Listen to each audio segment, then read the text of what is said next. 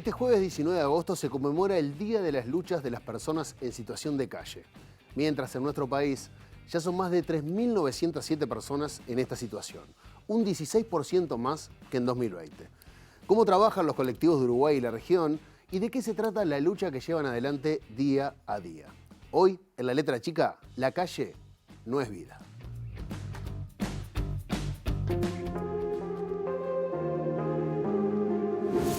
Durante el día, las personas viven, deambulan, trabajan y usan el espacio público. Por las noches, la mayoría de ellos regresan a sus hogares.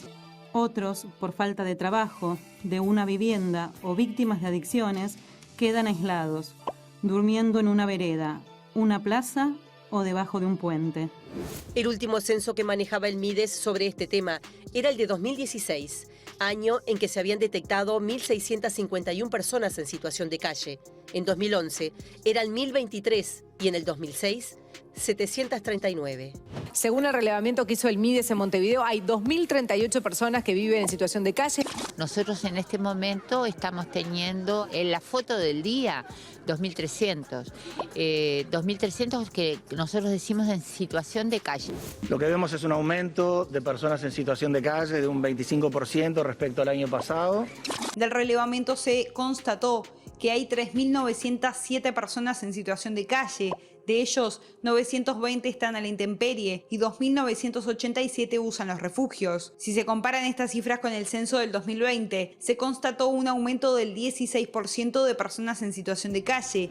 Todas situaciones que tienen que ver con medidas económicas neoliberales y que ajustan el bolsillo de los trabajadores y obviamente provoca situaciones de pobreza extrema. Dentro de esas situaciones de pobreza extrema, el nivel más bajo nosotros creemos que es el de situación de calle. Adherí a este proyecto Ni Todo Está Perdido, justamente para intentar mostrar cómo la gente que vive en la calle no es gente inferior o gente que no puede trabajar o porque está desocupada, sino que muchas veces es un medio de vida diferente. Ocasionado porque no se cumple lo que está en la Constitución, el derecho a la vivienda. Nosotros también estuvimos del otro lado y muchas veces ni nos imaginábamos lo que era vivir esta situación.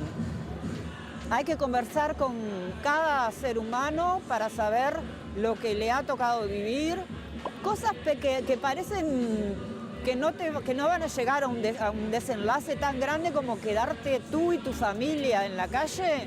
Bueno, te pueden pasar, a ti o a cualquiera.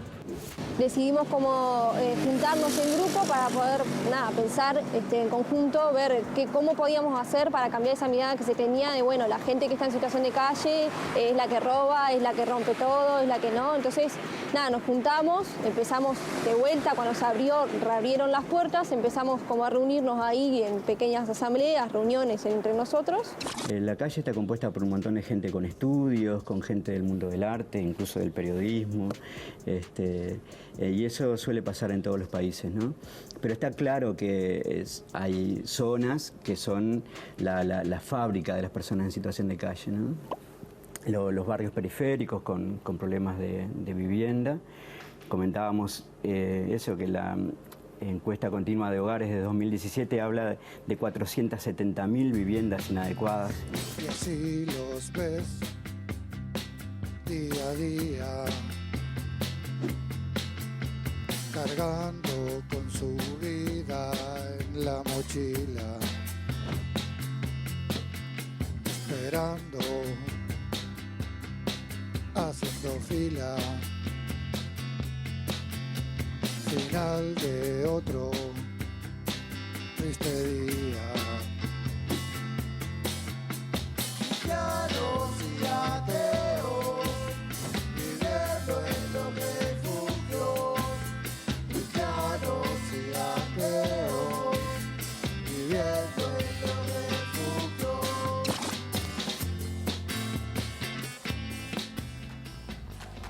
Luz.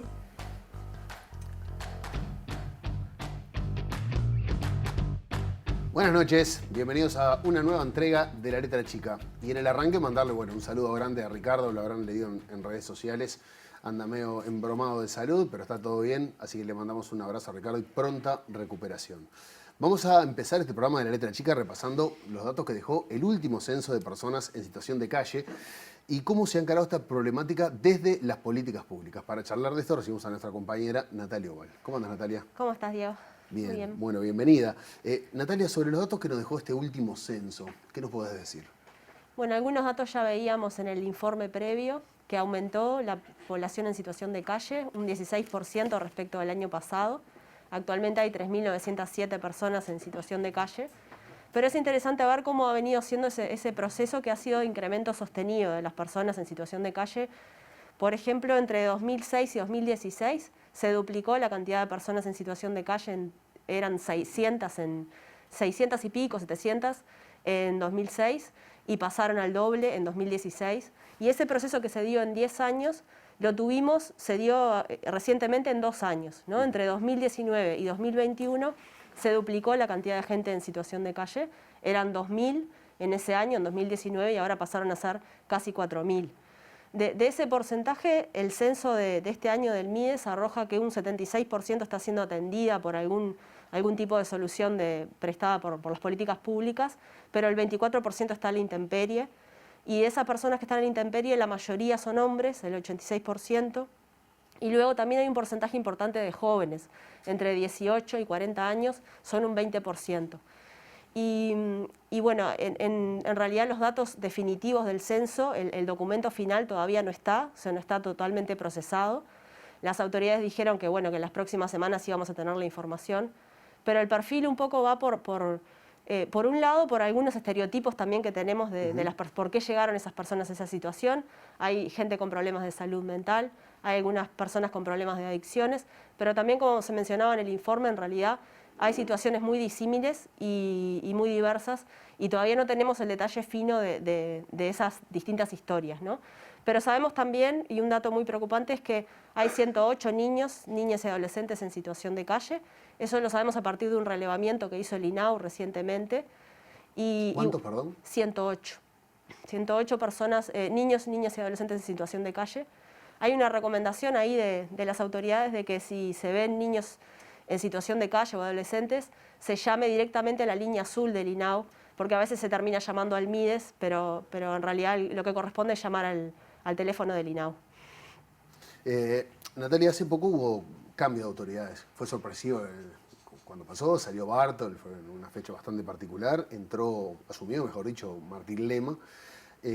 A partir de ahí, ¿qué políticas ha adoptado el MIDES para atender esta problemática, viendo este aumento sostenido de personas en situación de calle?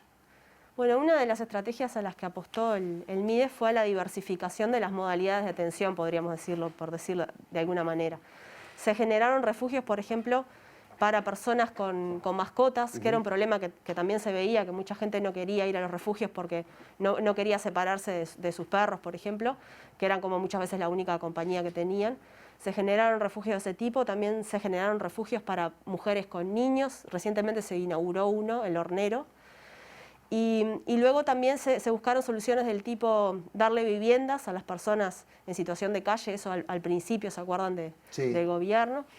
Y en el año pasado. Y también otra modalidad que fueron la de los hoteles, ¿no? que también progresivamente en realidad se está sustituyendo por otras soluciones. ¿Siguen funcionando los hoteles? Porque recuerdo fueron bastante polémicos en Creo un que inicio. ahora, en realidad, la intención de las autoridades era sustituirlo completamente por los paradores nocturnos. Bien. Y por otras soluciones. No tengo el dato fino de si sigue habiendo alguna solución en hoteles, pero la idea era sustituirla.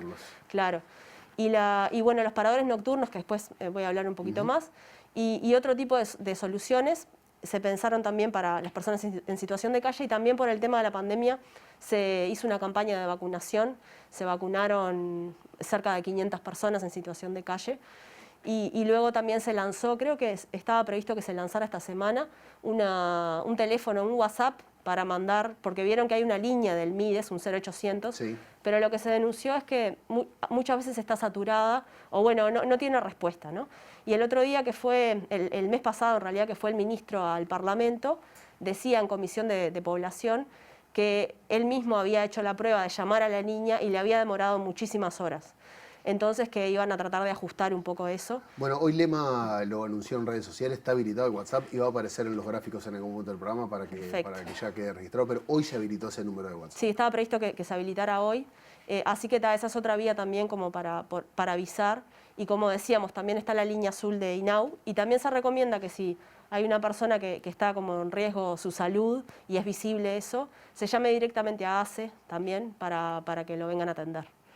Bien, recientemente, y lo charlamos acá en La Letra Chica con un programa, se reglamentó la asistencia obligatoria a personas en situación de calle.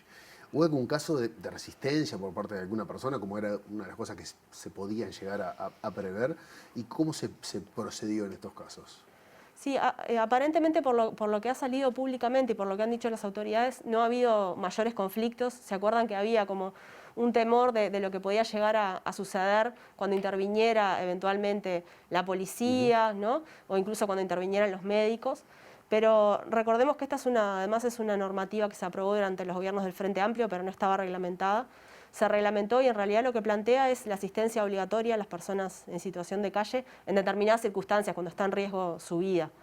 Y según lo que contó el ministro el mes pasado que fue al Parlamento, no hubo conflictos, como decía, y hubo 2 casos al principio que eran gente, por ejemplo, una persona era insulino dependiente, era diabética, y la llevaron al Hospital Maciel y finalmente terminaron amputándole la pierna bueno, no había recibido la atención a tiempo, pero se la llevó el Maciel. Y después también un caso, un joven que tenía problemas de salud mental, estaba desnudo en invierno y lo llevaron al Vilar de Bo. Esas son personas que se resistieron en principio a ser trasladadas y bueno, se la llevó y aparentemente sin mayores conflictos más allá del hecho de obligar contra su voluntad, ¿no?, a la persona a acudir en un caso al Hospital Maciel, en otro caso al Vilar de Bo. Una de las novedades, no es una novedad en realidad porque el voluntariado siempre existió, pero no como apuesta de política pública, es esta apuesta del gobierno al voluntariado, a la ayuda voluntaria y en particular a los acuerdos con empresas privadas. Todo esto por parte del MIDES. ¿Cómo se expresa esto en las distintas áreas de las políticas sociales y también en la atención a personas específicamente en situación de calle? Sí, hay varias áreas de las políticas sociales que no vamos a profundizar acá, pero donde la apuesta ha sido a el voluntariado, la apuesta ha sido a la colaboración de las empresas privadas. Y en el área de situación de calle también pasa algo similar. Por ejemplo, después vamos a hablar de los paradores nocturnos, que es un caso de voluntariado también, pero por ejemplo hubo un acuerdo de cooperación con el Hospital Británico para brindar asistencia médica a personas en situación de calle y también para hacer chequeos en los paradores nocturnos. Y en ese caso fue un acuerdo, hay una personal del MIDES que está en coordinación permanente tanto con el Hospital Británico como con ACE. En su momento en comisión... Eso te iba a decir, claro, pero ¿qué papel juega ACE? es un poco...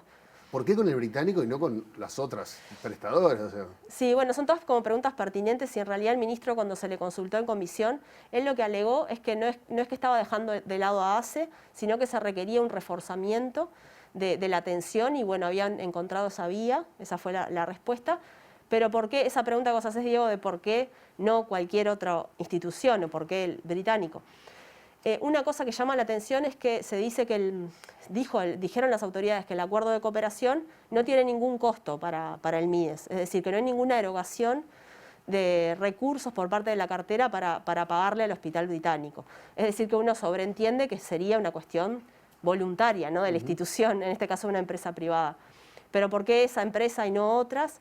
Todo ese proceso lo desconocemos, en realidad estaríamos más habituados a ver si hay una compra directa, una licitación, ahí las condiciones son transparentes, digamos, es una contraprestación. En este caso no sabemos cuál es la contraprestación o eventualmente quizás no existe, o por lo menos eso dicen las autoridades, que no existe, que no hay ningún recurso económico destinado a esa atención. En este tiempo, y lo hablabas recién, lo nombraste varias veces, los paradores nocturnos. Que bueno, cómo han funcionado. Hablabas también de que estaba metido el voluntariado. Hay instituciones religiosas también vinculadas a estos paradores nocturnos. ¿Cómo vienen funcionando? Sí, hay muchas instituciones religiosas, que eso quizás no sea novedad porque siempre han trabajado. Siempre, claro, con las personas en situación de calle o las personas que están privadas de libertad, ¿no? Hay mucho trabajo de las instituciones religiosas en esta área, pero lo novedoso acá es que eso se instituye desde el Estado, digamos, ¿no? Entonces hay paradores nocturnos que funcionan solamente, como su nombre lo dice, en el horario de la noche, y lo que es con trabajo voluntario, ¿no? Son 10 cupos por cada parador, hay voluntarios que son de la institución o la organización que pone el local y hay técnicos del MIDES. Y esos paradores nocturnos, bueno, en general están llevados adelante por instituciones religiosas y hubo algunos problemas, algunos quizás como bastante más previsibles que otros, en algunos casos, por ejemplo, del Colegio Pío, que se tuvo que cerrar, digamos, o no renovar el acuerdo con ese parador nocturno porque hubo conflictos entre las personas que estaban en el parador, pero también en otros casos, como el caso de un centro evangélico, se distribuyó literatura cristiana y literatura, digamos, religiosa y la Biblia a las personas que acudían a ese parador. Y bueno, en ese caso el MIDES fue alertado de esto, hubo además el tema tomó estado público y el MIDES resolvió rescindir el acuerdo que tenía con ese parador nocturno, alegando que estaba violando la laicidad y que ellos habían sido muy claros además en decirle a las instituciones religiosas que no podían hacer ese tipo de cosas, ¿no? Ni dar ningún tipo de doctrina religiosa ni proporcionar ningún tipo de material religioso. Y bueno, de alguna manera se había quebrado ese acuerdo y en ese caso de ese parador también se rescindió el Que acá se hace notorio porque hay un vínculo con el Estado, pero en realidad es algo bastante habitual. Por lo general, la mayoría de estas instituciones religiosas que brindan algún tipo de servicio o rezan, lo veíamos en Sturla mismo, ha participado en algunas ollas populares donde siempre se reza antes de comer, hay como una cierta liturgia religiosa, pero bueno, en este caso el vínculo con el Estado es el que hace de alguna manera que eso rompa un poco con el contrato, por decirlo de alguna manera. pero bueno, en cárceles también pasa mucho, ¿no? Que hay como una cuestión que se ve como un apoyo espiritual, digamos, a las personas que están en situaciones complejas. Y digo porque tiene su costado, quizás se puede ver su costado negativo desde el punto de vista de la laicidad, pero el costado positivo vendría por el lado de la espiritualidad y la ayuda espiritual. Pero claro, es una línea muy fina y es complejo también cuando desde el Son Estado... Son personas vulnerables claro. También, por eso también hay que tener ciertos recaudos. Natalia, muchísimas gracias por meternos de lleno en la letra chica de hoy en este tema. Te cuento que en el bloque que viene vamos a estar hablando con Walter Ferreira. Él es integrante del equipo de trayectorias integrales de Udelari, especialista en situación de calle. Y vamos a estar hablando un poco de un colectivo que ya hemos hablado bastante en la letra chica, que es Ni Todo Está Perdido. Este colectivo que organiza a las personas en situación de calle en nuestro país. Ya venimos.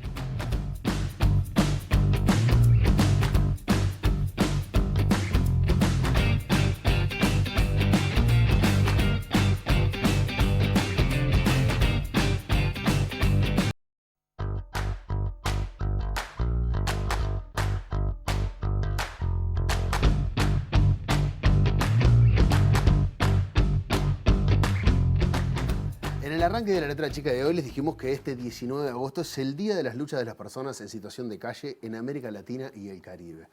Bueno, para arrancar este segundo bloque, los quiero invitar a compartir testimonios de integrantes del colectivo Ni Todo Está Perdido, que se va a estar movilizando este próximo jueves a las 3:30 de la tarde, a las 15:30, en la Plaza Libertad. El año pasado acá en Uruguay se aprobó una ley en el Parlamento de que el 19 de agosto sea el Día de las Personas en Situación de Calle. Y una de las principales luchas de ITEP es la situación de calle. Estamos tratando de entablar vínculos con actores políticos para buscar soluciones y que se apliquen ciertas políticas sociales y que se cumplan nuestros derechos que tenemos como ciudadanos, más que como personas en situación de calle, como nos catalogan. Proclamamos por una salud digna, una alimentación digna, un techo digno y trabajo digno. No más indiferencia de la sociedad frente a nosotros. Los invitamos a concentrarnos por una vida digna el 19 de agosto a las 15:30 horas en Plaza Libertad Cagancha, por todas aquellas personas en situación de calle. Nos vamos a juntar todas aquellas personas que conformamos el colectivo NITEP, invitamos a que se sumen todas aquellas personas que quieran luchar por la causa justa, por una causa justa que sería el derecho a la vivienda, el derecho a la salud, el derecho a un trabajo digno, no más gente en situación de calle, no más gente, ni una muerte más en situación de calle, no más vulneración de derechos hacia los ciudadanos que estamos en situación de calle. Y para seguir profundizando en la experiencia y en el trabajo de este colectivo, vamos a recibir a Walter Ferreira, que acompaña este tiempo el trabajo de Ni Todo Está Perdido, y él es integrante del equipo de Trayectorias Integrales de UDELAR y especialista en situación de calle. Walter, bienvenido, muchas gracias. Un lujo estar acá. Walter, vamos a arrancar con algo. Algunos televidentes no tienen por qué saberlo, pero contame un poco de NITEP, de Ni Todo Está Perdido. ¿Qué es este colectivo? Bien, es una organización donde la mayor parte son personas en situación de calle, para usar una nomenclatura, ¿no?, que entendamos todos, que bueno, se fueron organizando, ya vamos para cumplir 3 años de este proceso, y surgen de adentro de la Facultad de Ciencias Sociales, cuando un grupo grande de personas que tenían que salir durante el día a achicar por la calle, al cerrar los refugios durante el día, empezaron a achicar, o sea, a protegerse adentro de la Facultad de Ciencias Sociales. Había un grupo enorme, eso generó algunas noticias en todos los grandes medios de comunicación que nombraban a las personas, bueno, de manera criminalizante, llena de odio, de culpas. Fueron bastante negativas las noticias. Totalmente. Y bueno, a partir de ahí, ya que estaban adentro de la universidad, que la universidad es una universidad abierta que no expulsa, lo que hicimos fue comenzar a trabajar con la gente. Desde una concepción que tenemos de concebir a las personas humanas, ¿no?, como personas poderosas, que tienen un montón de potencialidades y recorridos, bueno, están acá, reúnanse y empiecen a plantear qué es lo que quieren decir, qué es lo que quieren hacer. Así las reuniones semanales adentro de la facultad se transformaron en asambleas con carácter decisorio. En muy poco tiempo las personas en situación de calle, que andaban entre 30 y 50 personas oscilando, empezaron a tener su propia estrategia comunicativa, donde hicieron su propio logo, le pusieron nombre al colectivo y rápidamente empezaron a vincularse con organizaciones de la sociedad civil, con instituciones estatales y particularmente con gente de otros países que están en la misma y que un poco nos inspiramos en. Bueno, hoy hablamos de la región y en el cierre de la Trachica vamos a hablar con una experiencia argentina, con la gente de Proyecto 7, pero ¿esperabas este resultado? ¿Esperabas que porque uno piensa, voy a usar la nomenclatura que usamos todos, que uno piensa a las personas en situación de calle como islas, como gente que no tiene conexión entre sí, gente que no se conoce, gente que no tienen nada en común más que estar en situación de calle. ¿Esperabas que tuviera este desenlace, lo que terminó pasando con NITEP? Yo conocí las experiencias de los países vecinos, particularmente lo que sucede en Brasil, donde la organización de las personas en situación de calle ya tiene una tradición bastante larga. Tuve la suerte de concurrir a Chile a un encuentro de organizaciones, de personas organizadas. Entonces lo que tenía ahí era un horizonte, una posibilidad, ¿no? Supuse que iba a ser mucho más difícil, porque también quienes trabajamos en esto también tenemos nuestros prejuicios y no sabemos bien hasta dónde podemos llegar cuando tiramos adelante un concepto vital que permite que la gente se reúna atrás de él, ¿no? Me sorprendió bastante el poco tiempo en el que se instaló esta idea en la sociedad. O sea, hoy la situación de calle está en la agenda pública, en la agenda política, y es nuevo, ¿no? Esto no es de muchos años atrás. Si bien la realidad de la situación de calle es ya antigua, que esté de esta forma en la agenda pública y en la agenda política y en la agenda parlamentaria que va a estar pronto, en poco tiempo, y en la agenda de las organizaciones de la sociedad civil, es una novedad. Y gran parte de esa novedad, de ese aporte, lo hace esta gente que está organizada, intentando consolidar esa organización con todas las dificultades del mundo, que la gente de Ni Todo Está Perdido. Ahora, ¿qué se logró en este tiempo? Porque vos me hablás que estamos hablando más de esto, que es una realidad que si bien hace mucho que está, hoy por hoy tiene más visibilidad. Estamos haciendo un programa de televisión hablando sobre ellos, salen en los noticieros, pero ¿se ha logrado algo? Aparte de organizarse, que ya es muchísimo, pero ¿qué se ha logrado? Eso es lo primero, ¿no? La organización de las personas que están en esa condición, en esa situación. Pero NITEP, una que ha logrado mantenerse en el tiempo, tiene mesas de trabajo con el MIDES que funcionan, que se reúnen periódicamente, donde plantean proyectos, necesidades, explicitan las dificultades que tiene el sistema. Ha incidido también a nivel de la Intendencia de Montevideo, donde participa el Consejo Consultivo, tiene relación con el municipio B, sus demandas han sido escuchadas y se han transformado en proyectos. Hay una red amplísima de apoyo a estas luchas. Es impresionante todo lo que se ha generado, los logros que ha tenido en este tiempo el colectivo. Últimamente ha entrado en un proceso de tener proyectos laborales que vayan en dirección a tener su vivienda, por lo tanto reparar el daño. Entonces eso implica también líneas de trabajo que ha encarado NITEP y que ya están firmes, que tienen que ver con la salud mental. Es como los logros han sido realmente claros y muy fuertes en el último tiempo, y si bien habemos personas, instituciones, equipos como el de la universidad que está acompañando esto, yo lo digo todo el tiempo, el crédito es de ellos, los logros son logros propios, donde muchas veces incluso nosotros quienes acompañamos nos hemos tenido que acostumbrar a escuchar bien la potencia que está atrás de sus demandas, ¿sí? Entonces, bueno, todo el crédito para ellos. Los escuchaba recién a algunos de los integrantes y de las integrantes de NITEP en el tape con el que abrimos este bloque, y había dos palabras que, como vos decís, son fuertes. Hablan de indiferencia y de dignidad. Porque nada de lo que estaban pidiendo era nada que cualquiera de nosotros que no estamos en situación de calle podríamos pedir. Ellos hablaban de un trabajo digno, de una vivienda digna, de tener una atención de la salud digna.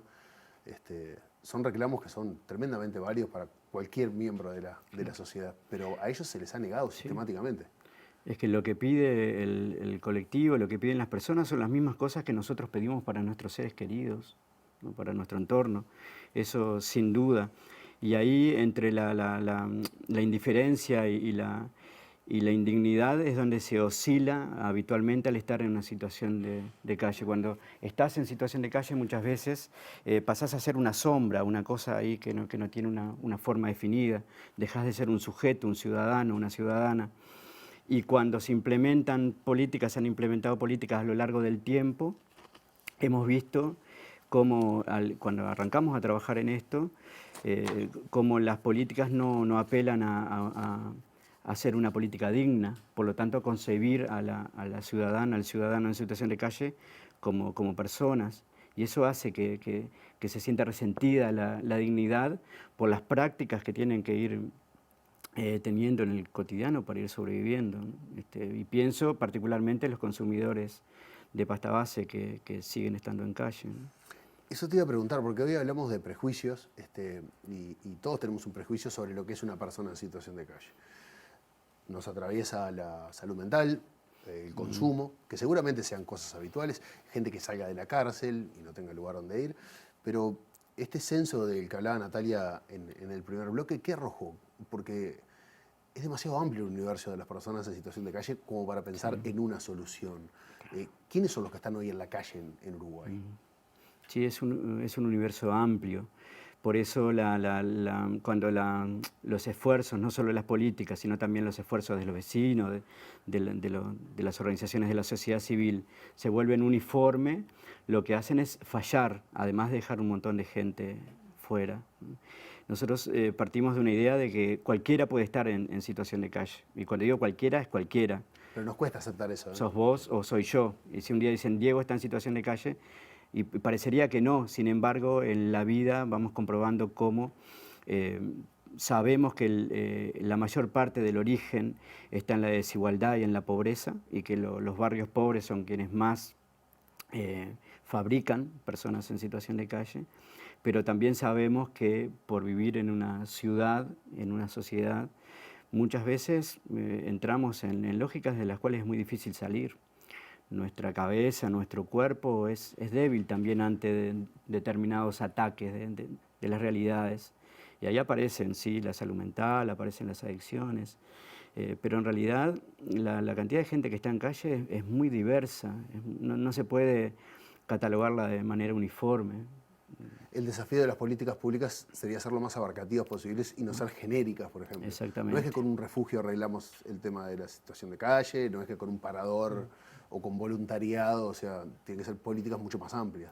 Nosotros venimos diciendo hace un tiempo largo ya de que cuando estudiábamos a las políticas sociales, como no se avisoraban cambios profundos, o sea, cambios de verdad. Sin embargo, cuando analizábamos los esfuerzos de organizaciones de la sociedad civil, como Proyecto 7, como el Movimiento Nacional de População da Rua de Brasil, como el Movimiento de Arrua, ahí veíamos cómo sí había experiencias que realmente derivaban en que había mucha gente que podía salir de la situación de calle. Entonces ahí algo que las políticas estatales no tomaban en cuenta, ese conocimiento, esa sabiduría, ese poder que las propias personas tienen. Ahí, de alguna manera, el vivir la experiencia también el drama de estar en calle o el drama de ser atacado en tu condición de ser humano digno, hace que también puedas ir encontrando ahí algunas palabras, algunas lógicas que nosotros por ahí, y cuando digo nosotros me meto en el cuadro de los técnicos, no sabemos identificar. Entonces, esa parte del trabajo de los técnicos, como decís vos, debe ser la más complicada, porque te quería preguntar qué pasa con la violencia. Tuvimos el año pasado o en 2019 episodios de violencia, algunos hasta sistemáticos, con personas en situación de calle, violencia de un tipo que no se nos pasaba por la cabeza, gente atacando deliberadamente personas por ser pobres y por estar viviendo en la calle, o sea, sin ninguna otra justificación, no que precise una justificación, pero era eso. ¿Qué pasa hoy con la violencia en la calle, con la violencia a la que se ven expuestas estas personas? Una persona que está en calle es un cuerpo que está en calle y sufre una serie de violencias, desde las violencias más institucionales en cuanto al trato que muchas veces muchas instituciones le proveen, hasta todo lo que tiene que ver con la violencia policial, que ahí también sucede en el trato, como muchas veces a la hora del abordaje no hay un diálogo, ¿no? Sino que hay una violencia... Pero perdona, es como que hubiera un enojo porque están viviendo en la calle. Sí, o sea, claro, es como raro de pensar porque te estás enojando con un tipo que está viviendo en la calle. O sea, difícilmente alguien lo haga por decisión propia porque le parezca una maravilla vivir en la calle. Y como que a la gente, a muchas personas les provoca enojo. Como que no tiene que estar ahí, no tiene derecho a estar ahí. Se criminaliza constantemente. Claro. ¿Por qué nos pasa eso? Hay algo ahí de la persona que está en calle que no entra en ningún lugar, ¿no? Es el monstruo de la Edad Media que era expulsado hacia otros lugares alejados de la ciudad, ¿no? Solo que acá tenemos que convivir con las personas que no encajan, y que no encajan porque en realidad se les fueron sustraídos una serie de derechos. El origen puede ser que sea personal, puede ser que un día alguien empiece a consumir por su cuenta, pero después siempre la responsabilidad es colectiva y es estatal, ¿no? Pero también es de toda la sociedad. Por eso está bueno este encare donde hay un montón de gente y también de gente de la sociedad civil que encara a trabajar en esto. Pero en relación a las violencias, están todo el tiempo sufriendo distintos tipos de violencia que muchas veces no son el golpe, pero sí se ha traducido últimamente en expresiones de odio, donde estaba la banda del bate de béisbol, que salía a palear a personas que estaban durmiendo. Varios compañeros y compañeras en situación de calle fueron incendiados el año pasado y sucede cotidianamente. Quienes charlamos con las personas nos damos cuenta que sucede cotidianamente. Ahora, hoy nombraste a dos instituciones, una argentina y otra brasilera, que son bastante parecidas a NITEP, bastante más antiguas también. ¿Cómo es la relación entre estas asociaciones de personas en situación de calle de la región? ¿Tienen algún tipo de conexión? Sí. ¿Comparten algún tipo de experiencia? Sí, hay una hermandad ahí que se ha construido. Y tenemos reuniones muy seguidamente, tenemos una relación, ¿no?, donde nos juntamos por Zoom. La pandemia vino a cortar el segundo encuentro latinoamericano y del Caribe de personas en situación de calle, que iba a ser en Argentina, ya teníamos todo asegurado para viajar. Y ahí ese encuentro iba a estar representado por organizaciones de todos los países, donde por primera vez no van los técnicos a hablar de las personas, sino que iban las propias personas. Cada delegación iban a ir personas en situación de calle a hablar de sus problemas y a estructurar algunas líneas de trabajo en común. Pero particularmente con Proyecto 7, que es una organización hermana, con No Tan Distintes, que es una organización feminista de Buenos Aires que trabaja con las compañeras de acá, y con toda la gente de Brasil tenemos una relación muy cercana. En mi caso particular, que es mi trabajo acompañar el proceso de NITEP, aprendo muchísimo. Hay un campo experiencial, pero también teórico, conceptual muy fuerte en estos movimientos, que son dignos realmente de ser estudiados y seguir una cultura de generación de conocimiento que tienen. Y en muchos países hay. Lo que tiene, nosotros lo tomamos acá como un horizonte, ¿no? Como, bueno, vamos aprendiendo, a esta altura nos está sucediendo que también de otros países van aprendiendo del proceso de acá. Entonces escuchan y ven con avidez lo que sucede en Uruguay.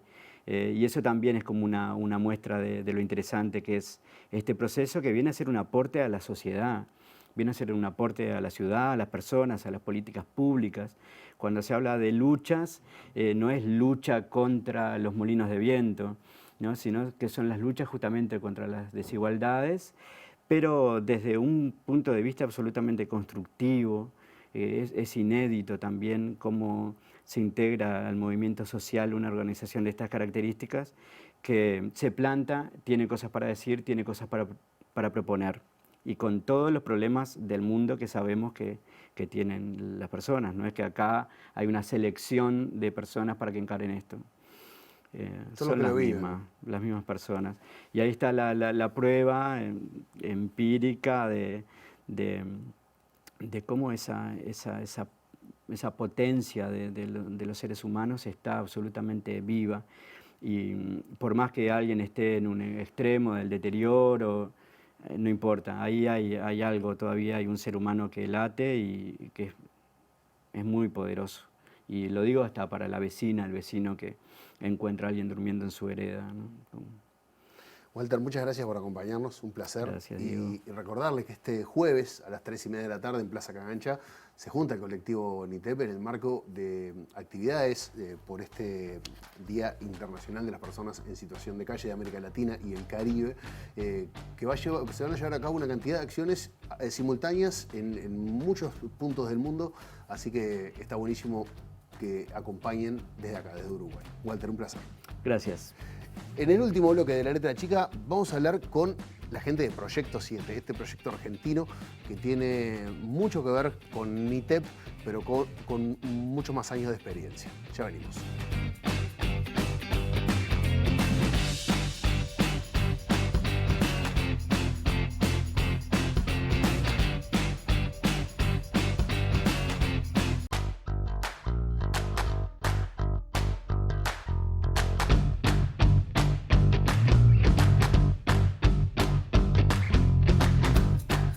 Último bloque de La Letra Chica, y en el año 2003 se conformó por primera vez en la ciudad de Buenos Aires una organización integrada y coordinada por personas en situación de calle. Proyecto 7 fue el nombre que le pusieron a este colectivo. Para conocer de cerca este proyecto y su experiencia en estos años, nos vamos a ir hasta Argentina a charlar con Horacio Ávila, integrante de Proyecto 7. Horacio, buenas noches, bienvenido. Buenas noches, ¿cómo están? Un saludo para los hermanos de Uruguay y para los compañeros en situación de calle de Uruguay también. Horacio, muchas gracias, un placer charlar contigo. Para conocer un poco más, surgieron en 2003, ¿y cómo se encuentra hoy Proyecto 7 en Argentina y con esta delicada situación que tenemos a nivel mundial? En realidad nosotros, empezamos un poco antes, en el 2001, en esa crisis socioeconómica, casi una quiebra del país, en el gobierno de la Rúa, cuando la problemática hasta ahí era una problemática que estaba atribuida y en un número mucho menor a la cuestión de una elección de vida, casi bohemia, diría el Croto, Linchera, y que a partir del 2001 tuvo una explosión enorme, producto obviamente de las medidas económicas que habían tomado los gobiernos anteriores, digamos, porque hay que entender que la situación de calle es una consecuencia, ¿no? Las causas no somos nosotros mismos. Pero bueno, ahí empezamos a organizarnos, porque cada vez que íbamos a buscar respuestas de parte del Estado no encontrábamos ninguna.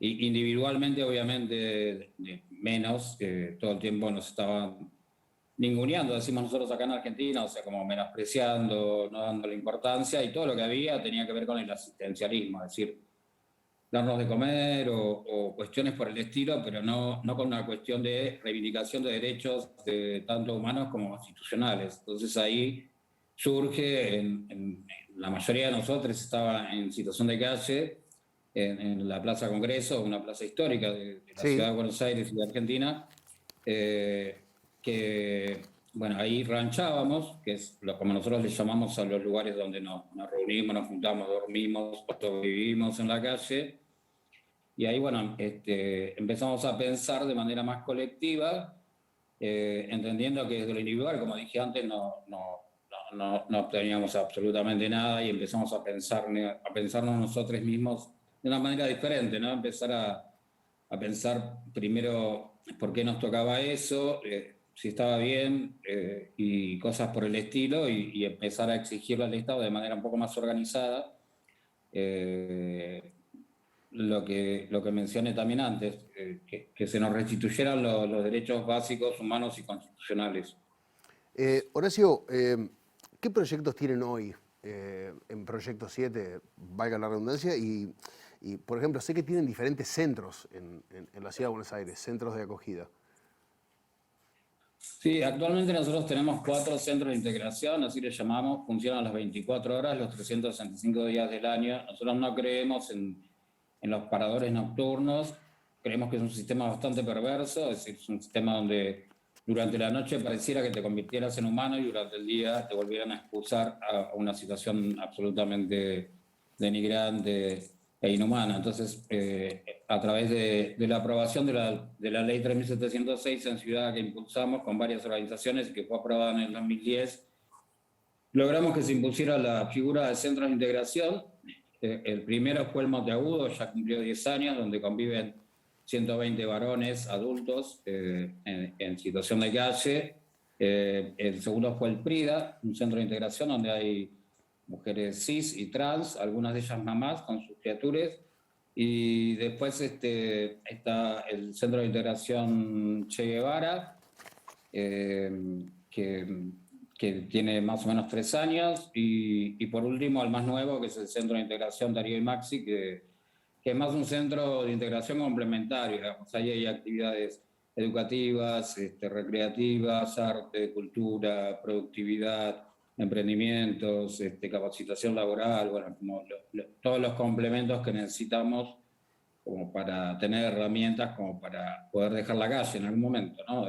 Nosotros cambiamos esta cuestión de salir de la calle por dejar la calle, porque entendimos que hay un montón de cuestiones que no tienen que ver con nosotros, sino que tienen que ver con las malas decisiones que toman los gobiernos de turno en relación a la población en general, y que dejar la calle es algo más correcto. Dejar la calle es una posibilidad real.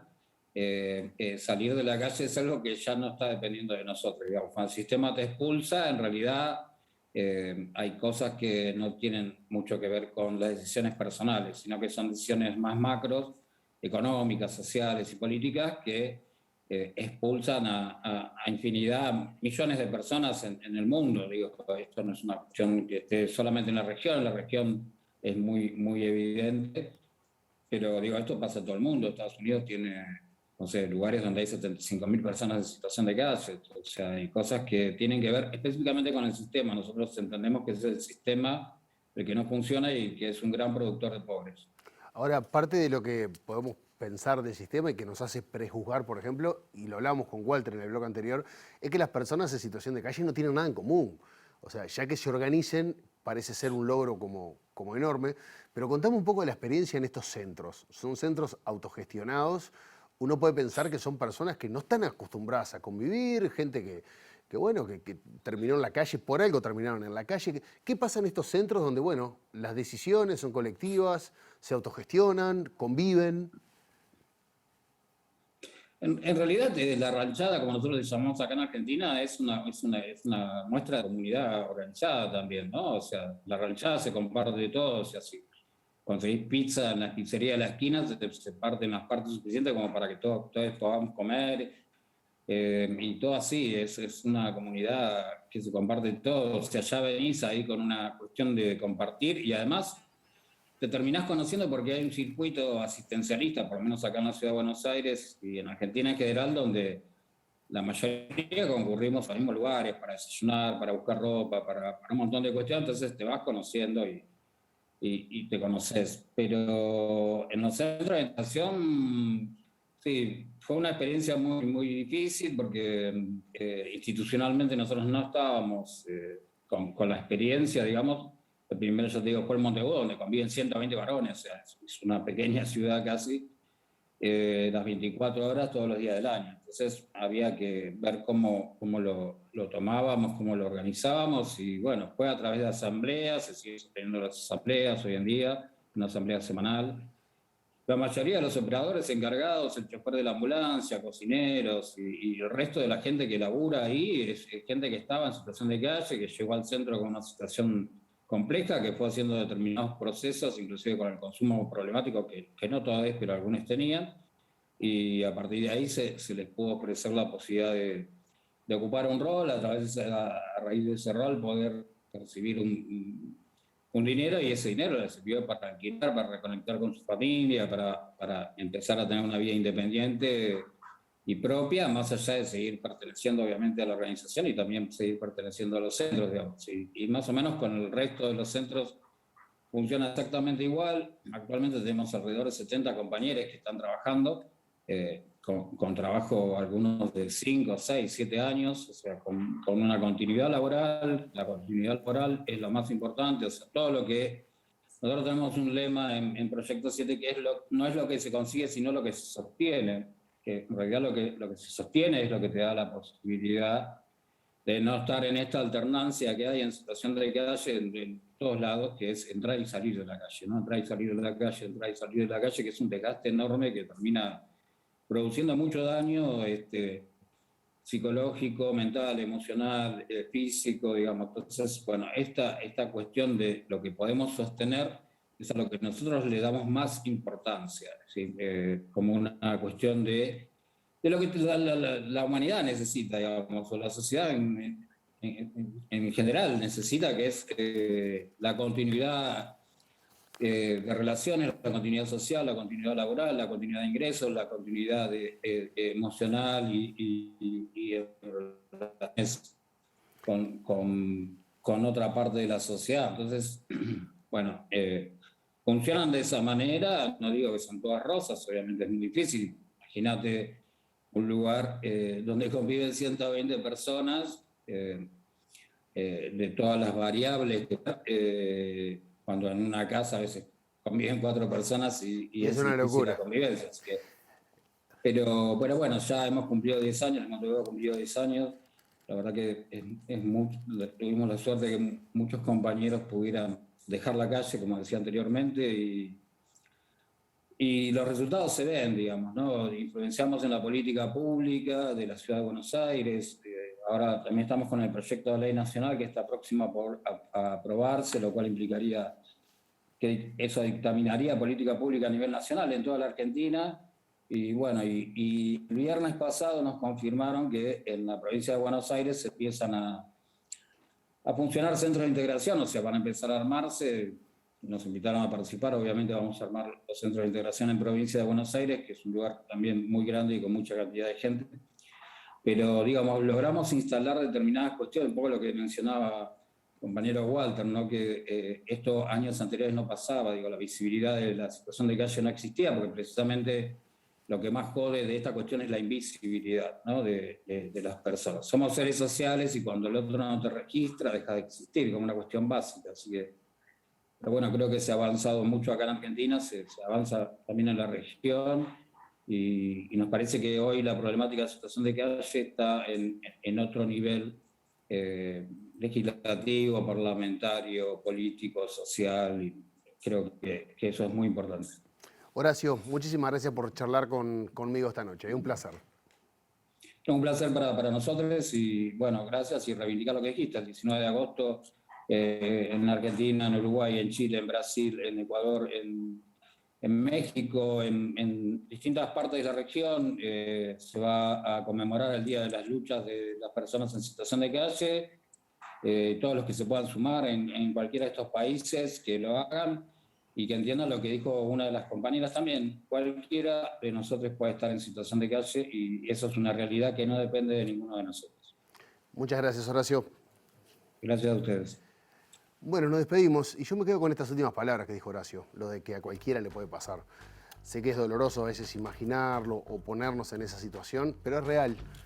Cualquier trabajador que nos esté escuchando, cualquier persona que atraviese un problema de salud mental, de adicción, de lo que sea, puede terminar y lo que están pidiendo son cosas básicas, salud digna, trabajo digno y vivienda digna. Así que bueno, este jueves 19, 15:30, ahí en la Plaza Cagancha se junta NITEP, el colectivo de personas en situación de calle Ni Todo Está Perdido.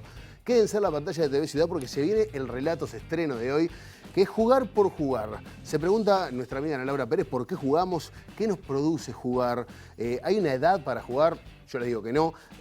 ¿Cómo se juega hoy en día? Van a estar hablando de cosas que les pueden parecer extrañas a muchos, pero no lo son divinas. Los youtubers, los gamers, los streamers y muchísimo más. Así que sigan a la pantalla de TV Ciudad.